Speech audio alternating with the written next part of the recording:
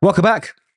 It's a Kovacs report, and we've got an indie review, a new book from Image. Well, an issue 2 from Image of a new book, Everything Dead and Dying, which for me absolutely became one of my favourite books instantly last month. One of my books of the week, definitely a book of the month. It basically took all my expectations of another zombie story. I know how many zombie books have we had out there, and just twisted them upside down in the best possible way. Honestly, it was a highlight. So it's Tate Brombal and Jacob Phillips. And like I say, everything about this book is good. The colouring, the art, the story, and the feeling. Because this is what this does different. It's not just a lumbering, mindless, brain-eating zombie flick. No. It's about the people, right? How they deal with what's happened, how they continue to do what happened. Much like The Strength of the Walking Dead, when it first came out. That was very much not a zombie book. It was about how humans are themselves the monsters and their struggle for survival in that type of world. And that's what this is. But it's buried in so much heart. I mean, honestly, I was getting emotional through this book, and that doesn't happen very often. Now, look, enough of my rambling. Let's get into the story. So, Jack here. Jack is living on his farm up on the hill, okay? And every morning he gets up and feeds his daughter, and he, wishes good morning to his husband, and they have breakfast and they get on with their day. It is an idyllic world. But by the end of that first issue, we discovered that's what he's seeing. He's seeing what used to be. And in fact, they're not there. Not really. They're zombies. And they are in a routine. They are in a routine, the same routine of the last day that they were alive. And every day he gets up and he lives this routine. He lives it because he doesn't want to let go.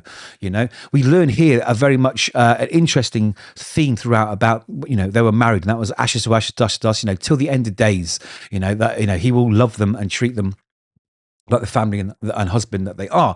And this is what he's doing. Is it a coping mechanism? I don't know. Is it him not wanting to say goodbye? Is it him hoping that one day there's a cure? But it's just tragic. It's really, really tragic until one day they break their routine.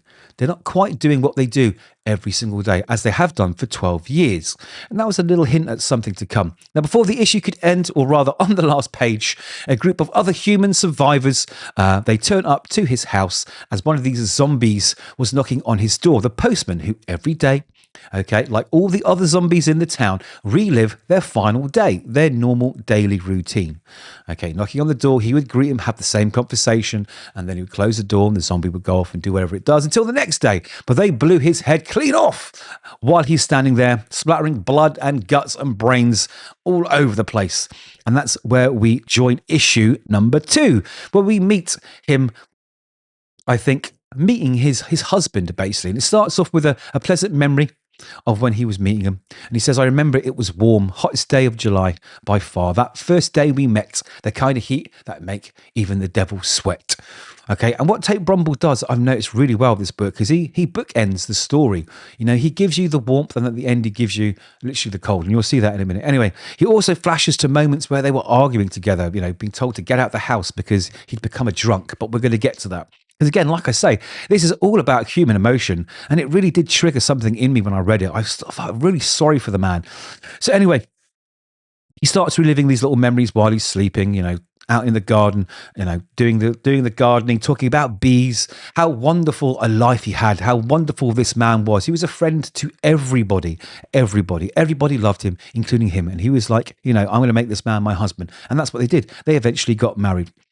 But then we're brought back to the present day as he stands there with this the postman zombie bleeding out on the floor, and these traveling survivors saying, hey, steady, no harm here. Now, they're not what you usually get in these zombie films, those sort of feral, looking for resources, killing everyone they see, pillaging, taking your women, all that stuff. They're generally a nice bunch, and they thought they were doing good. They don't realize that he's kind of trapped in this weird routine of not letting go, and that he kind of wasn't really in harm's way because he has it under control.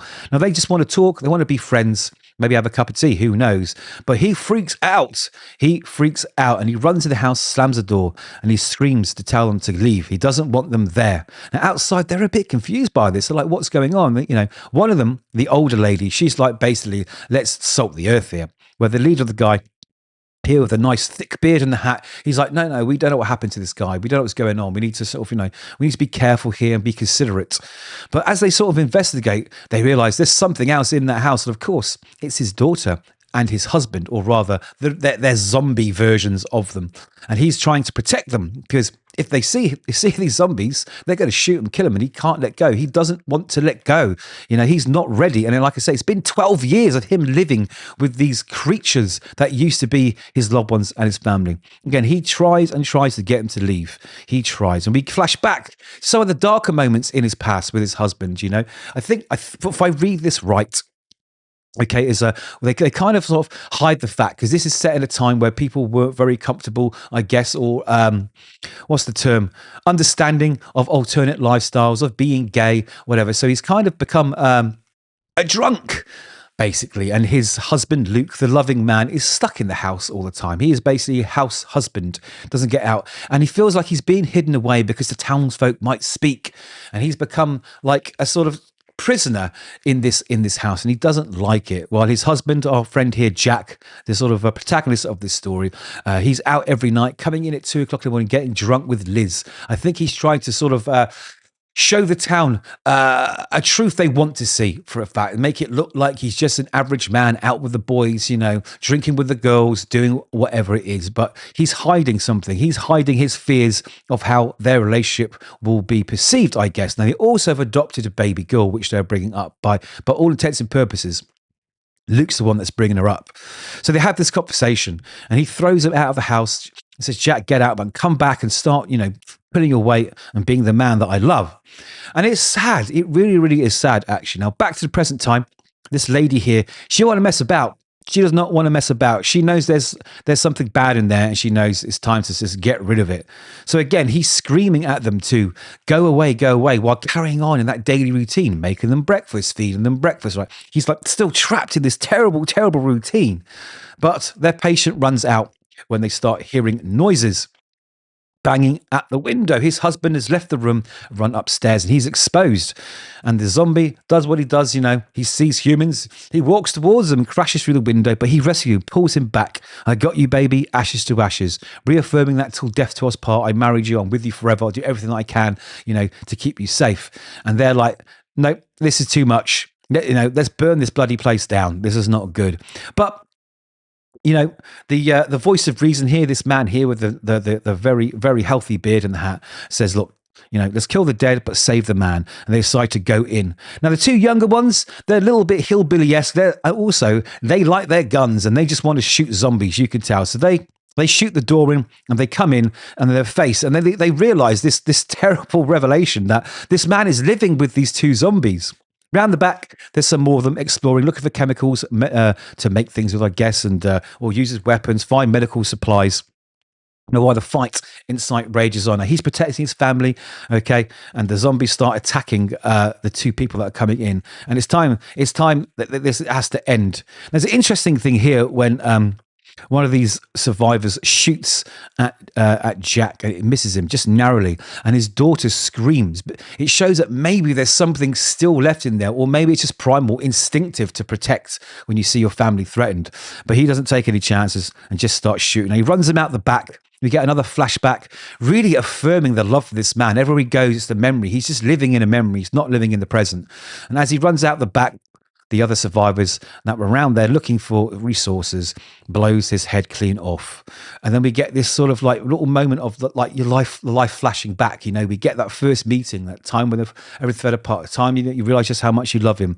And we get that moment I told you about earlier, the book ending, which I think is really clever and really drives it home, because it started, I remember it was warm, hottest day of July by far, right? And at the end, we get something completely the opposite, which makes you hurt inside for this guy. Because I remember he was cold. That morning I lost him. My baby went cold. Warmest man I ever knew, gone cold. How's that fair? Now he looks down, and even the people at the back realize that this was a zombie. This guy was dead, right? He wasn't a human. And old Jack, he's upset. He says, I got a vow to keep, ashes to ashes, and I'll burn this whole damn world to the ground. He says, you killed my husband. You're next. The Lord and the laws of man can never stop me before. Wow! Holy moly! This was directly the opposite of what I thought yet again. It didn't slip into that typical tropes of zombies and biting brains. Now, it was this man. He's trying to protect this family he can't let go of, but they are zombies. And you've got this natural reaction from the other survivors who've seen this death, who've been living with it. And they haven't been stuck in a house for 12 years doing this, you know. They just see zombies kill zombies. But this man, Jack, he's broken. He's very, very broken. Anyway, this was superb.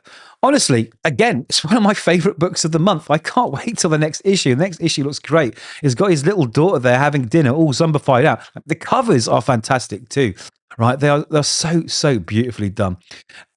There's not a bad word I have in my head or heart about this book. It's an absolute classic. I think Tate Brombal and Jacob Phillips doing an amazing job. Fully recommend it. Get on board. It's only 2 issues in. I think it's a mini-series, so there's not too many issues. So it's worth the investment. It's part of a tiny onion sort of imprint image. So you know you're getting quality. Anyway, those are my thoughts. Do let me know yours. Hopefully you'll like the video and you subscribe. See you next time.